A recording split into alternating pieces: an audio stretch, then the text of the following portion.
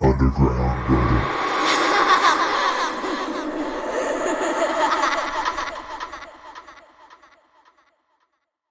I haven't been honest with you. Not completely. Not even close, in fact. After my last post, I had a bunch of messages from people asking me what I meant by that last line. Asking me why I'd called myself a liar. And I think it's almost time I came clean. But first, before I do, I need to make one last appeal to you. I need to ask for your help one final time. Please. I've had more missed calls on my phone, and more messages. Last night I saw a car parked on the road outside the place I'm staying that I've never seen before, and it was still there when I woke up this morning. I also received a text that made no sense. Another unknown number. Only one sentence and it meant nothing to me, but I still felt cold as I read it. Your body will rot in the Blacklands forever. I think they're getting close. I haven't been honest about a lot of things, but I promise you I've been honest about that. I really am on the run. There really are people after me. And before you try to guess who I am, or what's going on, know this, it's not what you think. I'm not a bad person. I've just made a lot of bad mistakes. Day 4, Cont. Note, all logs consist of a description of participants' main behaviors and actions. Key conversations have also been transcribed. 9:50 a.m. Mary keeps trying the door, but it won't budge. Her and Megan continue shouting Luke's name, even as the screams beyond the door grow fainter. After 15 minutes they fade away altogether. 10:10 a.m. Mary sits down next to the door, breathing heavily. Her nose is bleeding where Simon hit her. She stares off into space for a moment, then puts her head in her hands. She starts to cry. 10:15 a.m. Megan walks over and sits down next to Mary. She rests her head on Mary's shoulder and closes her eyes. It's 10 minutes before anyone speaks. Megan, we're going to die here, aren't we? Mary doesn't say anything. The only sound in the chamber is the two women breathing. 11:30 a.m. After sitting in silence by the archway for close to an hour, Mary finally gets up. It takes her a long time. Every movement seems to cause her pain. Megan, whose eyes are blotchy and red, watches her from the floor.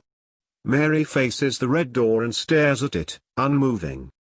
Megan, do you think we should try it again? Mary, I don't know. Megan, I can't hear anything on the other side. Mary, me neither. Megan, what would you have done earlier if it had opened? Would you have gone through? Mary turns to look at her. Mary, I'm not sure. I think so. But only because I wanted to try and get to Luke. Something about his screams, in there. He sounded so. Megan, desperate? Mary nods. Megan, so if we try the door now and it opens, what then? There's only darkness on the other side. Mary, it can't just be that. There has to be a way through, somehow. I think if we... She breaks off, holding her stomach. Mary, fuck. Megan, Mary? What is it? Mary holds out a hand and stumbles over to one of the beds. She rests her forearm on the cover and grips her stomach, eyes squinted shut. As Megan hurries over, Mary lets out a long, slow breath. Megan, Mary? Mary? Mary, it's okay. Just a stomach cramp. I've been getting them on and off for the past couple of days, but that was a bad one. A really fucking bad one. Megan, yeah, I've been getting them too. My stomach feels like it's being chewed up from the inside. I feel weak all over, as well.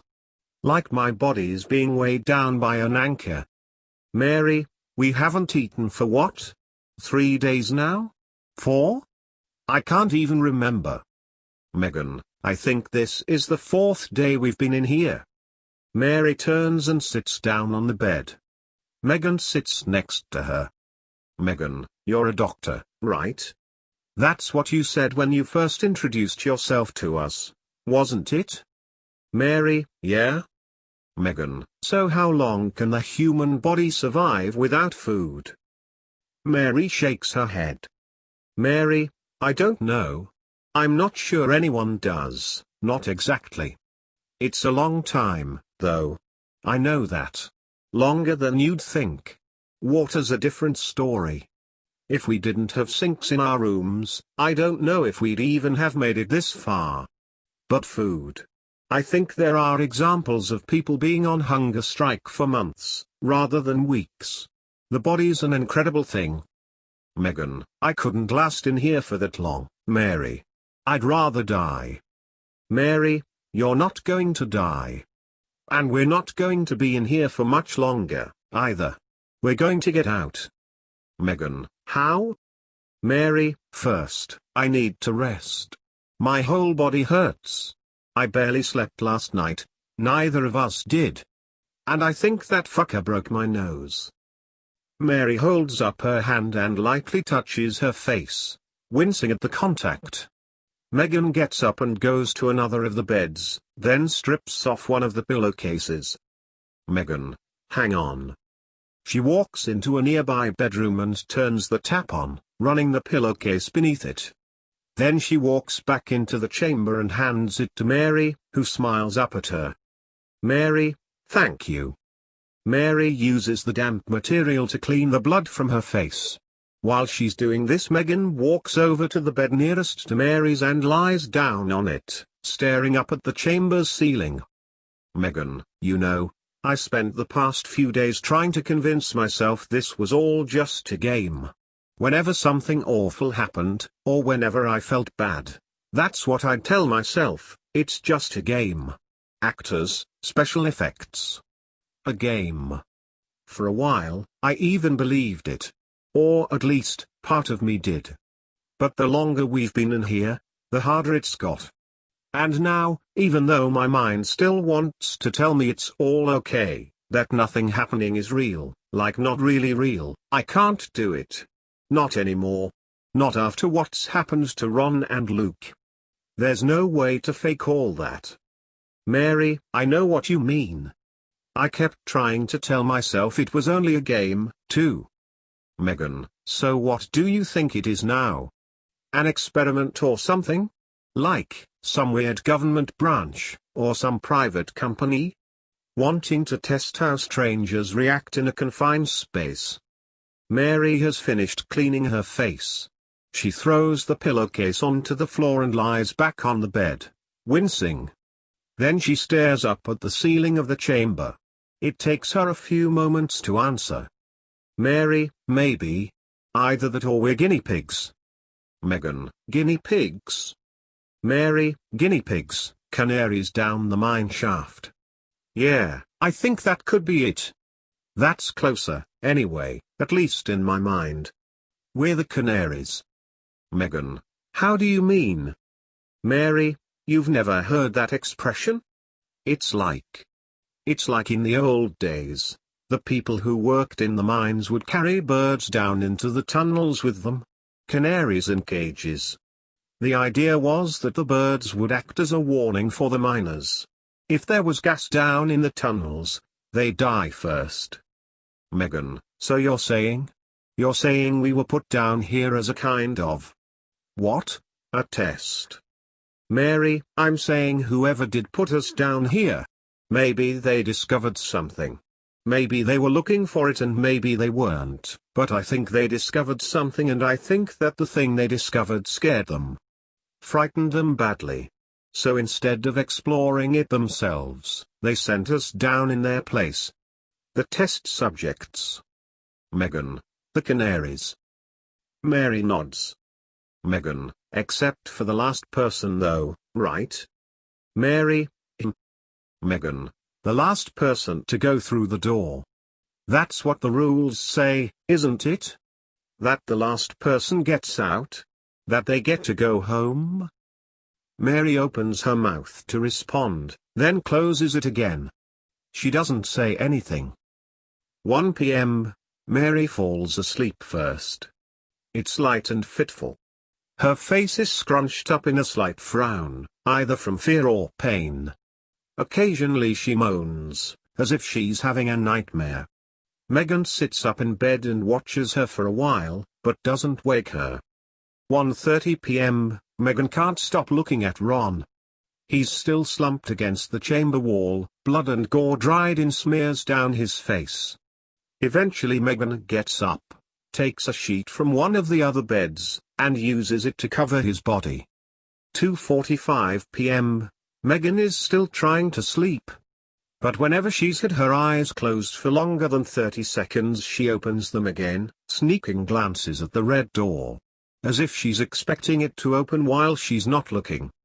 3:30 p.m., Megan finally falls asleep. 7 p.m., a soft rustling noise fills the chamber, barely audible on the mix. It sounds like a distant wind, blowing around the eaves of a house. Both Megan and Mary twist and turn in their sleep, but neither of them wake up. 9 p.m., lights go out in the bunker. 9:30 p.m., the faint rustling continues, but now it's louder. It sounds closer to a whisper. Like jumbled voices, all whispering at the same time. 10 p.m., there's a scratching sound coming from the red door. It's unmistakable on the audio feed. The sound is slow and insistent, like nails being run down wood. It isn't enough to wake Megan or Mary, though, who both remain asleep in the chamber. The latter looks almost ill, she's frowning, and her forehead is covered in a light sweat. 10:30 p.m., the scratching is replaced by a tapping. 3 soft taps, then a pause, then 3 more taps. Tap, tap, tap. Tap, tap, tap. The tapping continues for the next 47 minutes, before suddenly stopping. There's a pause of around 30 seconds, and then... knock, knock, knock. Mary moans in her sleep. Megan inhales deeply and sits up in bed, her eyes wide open. Knock, knock, knock. Megan, oh Jesus Christ, Mary? Mary? Mary moans in her sleep and turns over. Megan, Mary. Wake up. Mary, huh, what? Megan, Mary, you have to wake up, now. The door. Mary, what, Megan? What is it? Megan, someone's knocking. Mary. Someone was knocking on the fucking door just now. I heard it. I know I wasn't dreaming. I heard the bangs when I woke up and I. Mary, hey, stop, stop, just slow down, okay? Go slowly. What did you hear?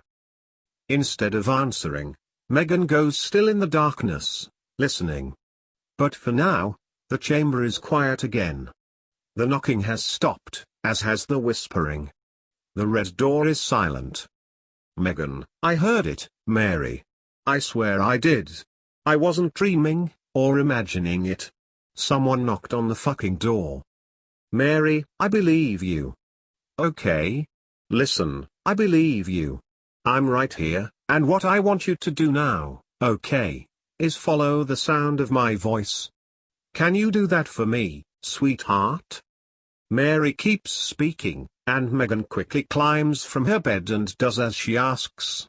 When she reaches Mary's bed a few moments later, she reaches out and hugs her.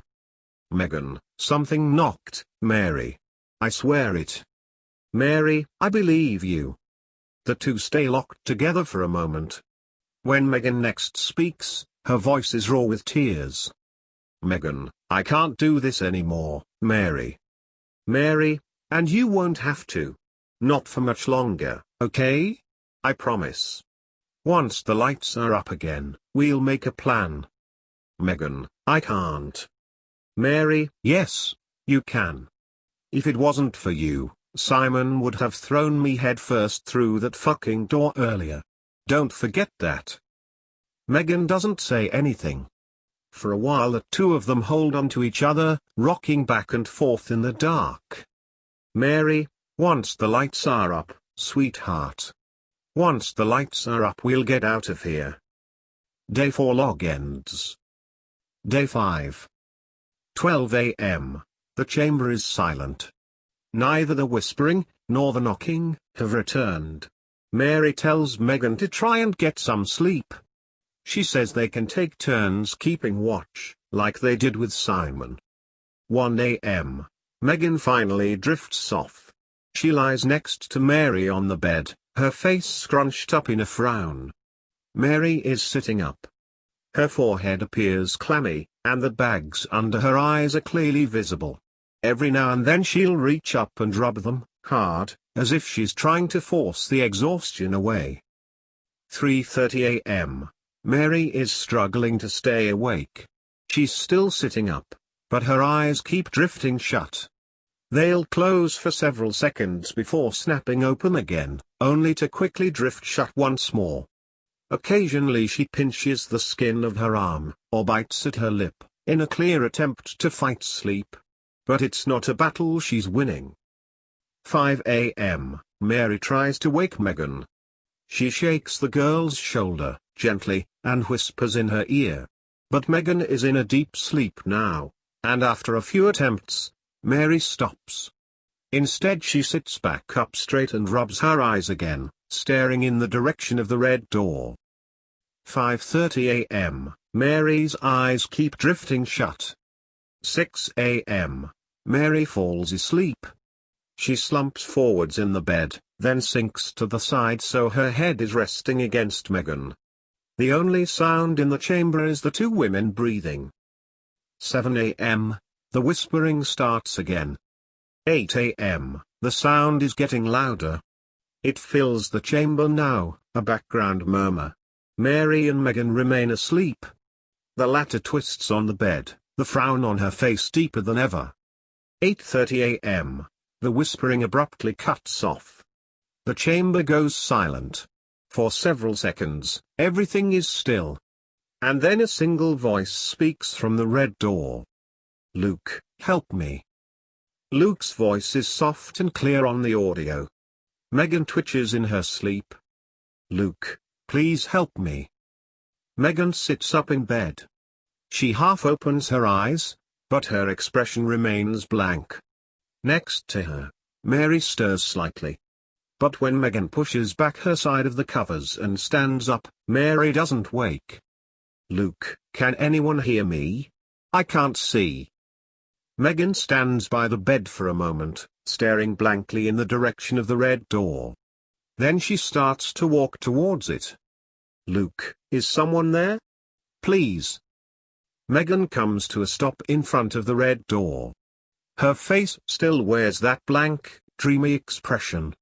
When she speaks, her voice is slurred with sleep. "Megan, Luke? That you?" There's a pause. A gust of whispers rustles through the chamber like wind. When the sound fades, the voice can be heard once again. "Luke, Megan? Megan, Luke? Where are you? Luke, Megan, please help me. Megan, where are you? Am I dreaming? Luke, I'm just on the other side of the door, Megan. It's so dark in here. Would you let me back in?" Megan sways slightly on the spot, staring at the door. A slight frown crosses her dreamy expression. But after a moment she takes a step forwards and reaches out her hand, towards the doorknob. On the far side, the whispers stir like leaves. Megan's hand hovers inches from the door, and then she pauses. "Megan, can't you open it yourself?" "Luke, open the door, Megan." "Megan, but Luke, open the door. Please." Megan stretches her hand forwards another inch. Her fingers touch the doorknob. Beyond the stone archway, the whispering sound picks up again. Suddenly, Megan's expression changes. The dreamy look is replaced by a frown, and a moment later her eyes widen. Megan stares in the direction of her own hand, and then at what that hand is touching. She yelps and takes a step back. "Megan, where am I? What's going on? Luke, open the door, Megan. Please." "Megan, no. No, no, no, no. Voices. Open the door. Megan screams. Luke's voice has shifted and now it sounds like multiple voices shouting at once, like Luke and Simon and Laura all screaming through the door together. Mary snaps awake in the bed, her eyes wide and terrified. Mary, Megan? Where are you? Megan, Mary. Mary jumps out of bed and rushes towards Megan's voice.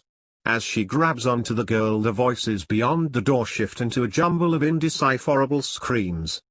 The whispers surge in the background like an angry wind, and there's a heavy bang bang bang against the door, a noise so loud it's as though something's about to punch right through the wood, and the sound continues to build and build and build until 9 a.m. The lights flick on in the chamber. Megan and Mary are clutching onto each other in the middle of the room with their eyes shut tight, like two people stranded in a storm.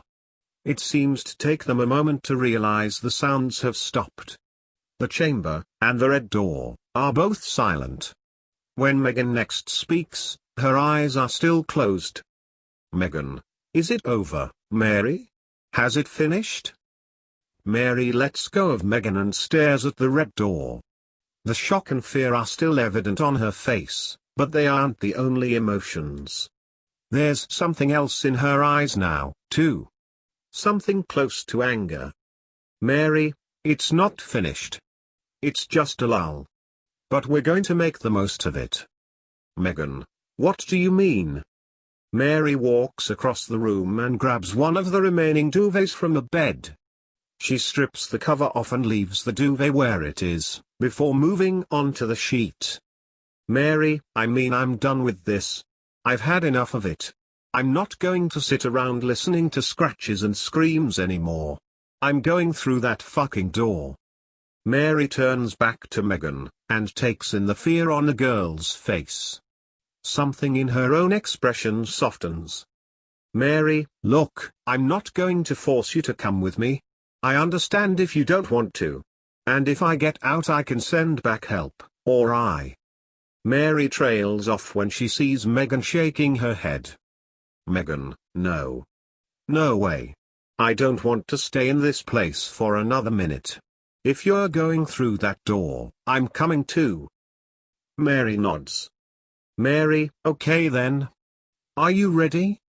Megan, wait, now? We're going through right now? Have we got everything we need, or should we?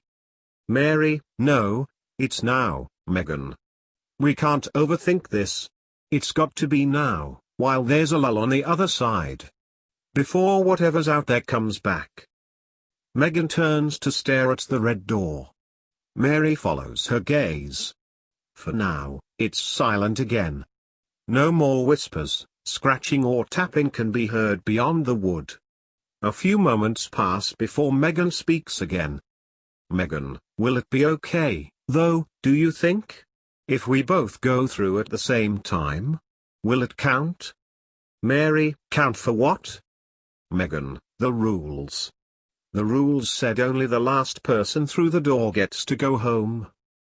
Mary opens her mouth to reply, then closes it again. After a moment she shakes her head. Mary, I don't think those rules are real, Megan. Megan, what do you mean? Mary, the rules, the stuff about God. The Purgatory Game. I think it's all a distraction. Megan, a distraction? Mary, window dressing. Something to occupy us, to stop us going mad or killing each other too quickly. So they can see how it reacts to us being here. Megan, how what reacts? Mary, whatever's on the other side of that door. Mary walks over to the remains of the bedside cabinet and finds two solid shards of wood. She gives one to Megan, and tucks the other into her waistband. But when she grabs the duvet cover and begins tying it around her waist, Megan stops her. Her voice trembles slightly as she speaks. Megan, I think if we're going through, we should go hand in hand. You know, instead of with the sheets and stuff. That way we'll be able to stay close to each other. Mary stares at the material in her hand for a second, then drops it. She nods. Then she takes a breath and walks steadily over to the red door. Megan follows. When the two are standing side by side facing it, Mary reaches out and grips Megan's hand. She looks over at the girl, trying to force a smile onto her face. But she doesn't quite manage it. Her body is tense, her skin pale.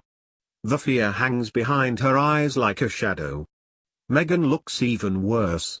She's trembling all over, the shard of wood shaking in her left hand like a talisman. Megan opens her mouth to say something, but before she can speak again, Mary has reached out and twisted the doorknob. This time, the red door opens. It creaks inwards. Swirling darkness waits beyond. Megan, I don't think I can do this, Mary. Mary, yes you can. You're with me. 9:30 a.m. The two women step forwards and vanish into the darkness. 10 a.m. The red door swings shut. 11:30 a.m. Distant screams, almost too far away to be heard, are picked up on the audio. It's impossible to tell who they've come from.